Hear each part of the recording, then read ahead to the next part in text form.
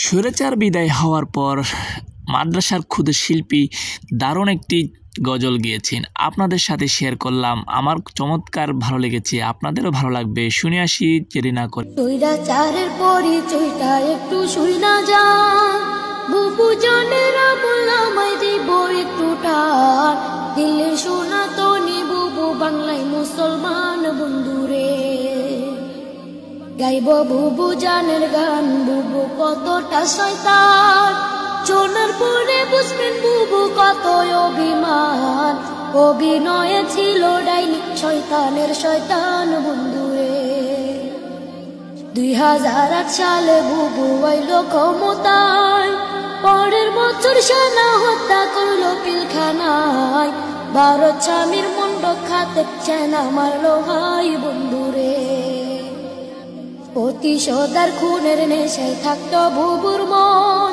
criminal সাজাইতো আর কথা বলতে যে জন ক্ষমতা আর টাকার লোভে করতো নানান পণ বন্ধুরে বিরোধিতা করবে যারা তারা রাজাকার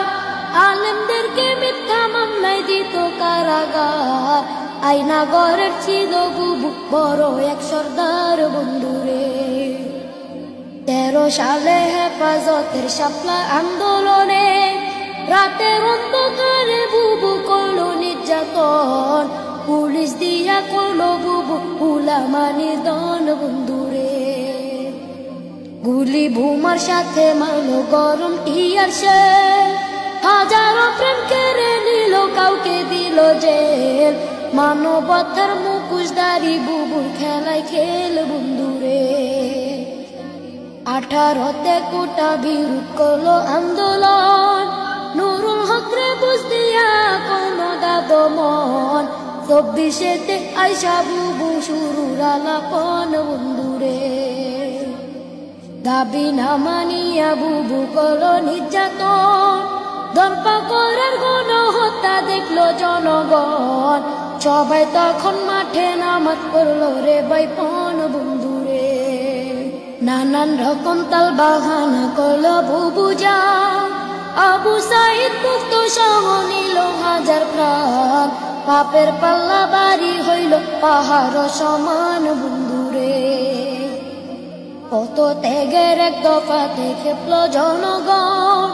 এক নিমিষে করলো দখল সাদের গণভবন 2 বোন মিলা ইন্ডিয়াতে করলো পলায়ন বন্ধুরে ছোট্ট শিশুটি দারুণভাবে